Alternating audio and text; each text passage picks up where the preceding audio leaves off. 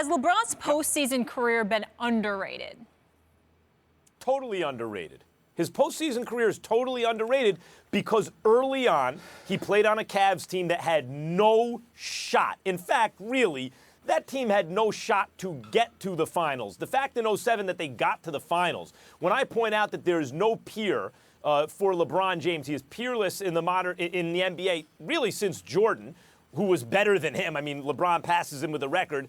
It took him 30-plus more games to score the same number of points. Jordan was a greater player, but only Jordan. Swap out LeBron with any other player and tell me if that Cavs team gets to the finals. It's ridiculous. So first he shows up and he loses. The next time we see him in the finals, he's choking. So at that point, it's like, well, the Jordan ship has sailed. This is ridiculous. 4 straight fourth quarters. You can't come up small. You can't play hot potato with the ball. You can't pass the ball, not because it's the right thing to pass the ball in terms of the basketball play. You're passing the ball because you're abdicating responsibility. You don't want it, right? That guy sucks under pressure. Terrible postseason player, except that wasn't the whole story, was it? He comes back the next year and wins it all. He comes back the next year and wins it all. Goes to Cleveland, has the greatest comeback in the history of the finals, down 3-1 to the greatest team ever, comes back and wins it all, and wins finals MVP, and really should have even been finals MVP the previous season when he was with a team that was essentially that original Cavs team. Once Love and Kyrie got hurt, no one was there for LeBron, and he still took him 6 games with a ridiculous finals performance. I mean, we talk about the number of finals that he's won and he's lost, and Jordan was perfect. He's never going to, he's not going to be the perfect finals player like Jordan.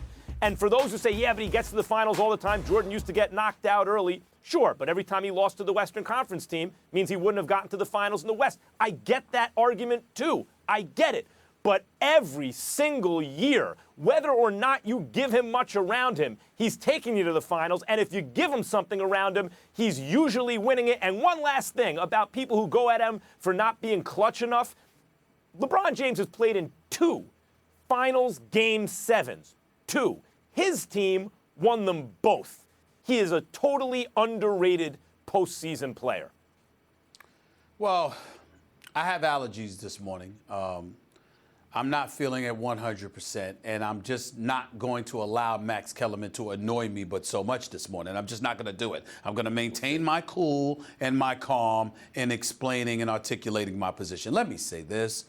LeBron James' postseason career is not underrated. That is absolute, utter nonsense.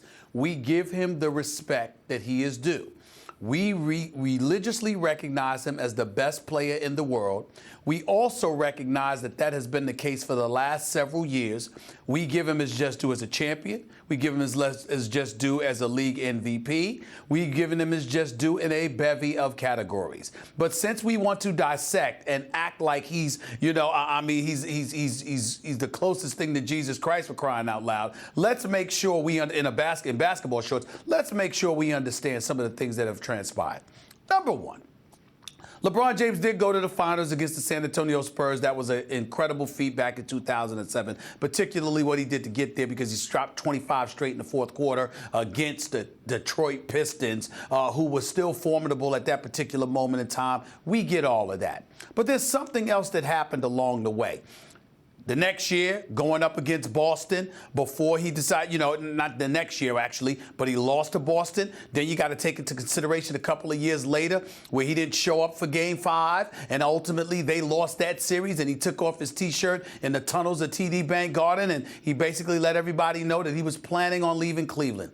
What happens thereafter? He stacked the deck. You go and you join D. Wade and Chris Bosh. There's minimal competition for you, even though Boston was still relevant that first year. But there's minimal competition for you for the vast majority of the 4 years that you were in Miami. The Indiana Pacers were on a come up, but they weren't quite there yet, okay? Then after you depart from there, what do? You go to Cleveland and you join Kyrie and you get Kevin Love to come before you ever bounce a basketball in a Cleveland Cavaliers uniform for a regular season game. So that was also stacking the deck, and there was minimal competition to show for it. What I'm saying is there's nothing that takes away from the individual greatness of LeBron James. But when we ask the question as to whether or not his career, his postseason career, has been underrated, we have to not just take into account his personal performances, we have to take into account who exactly it was that he was going against. We have been lamenting the fact, we have been lamenting the fact for years that the Western Conference is considerably stronger than the Eastern Conference. So not only do you stack the deck in Miami and Cleveland, but you do it in a weaker conference. And the combination of the two says to me we've given him exactly the respect that he deserves. He has not been underrated.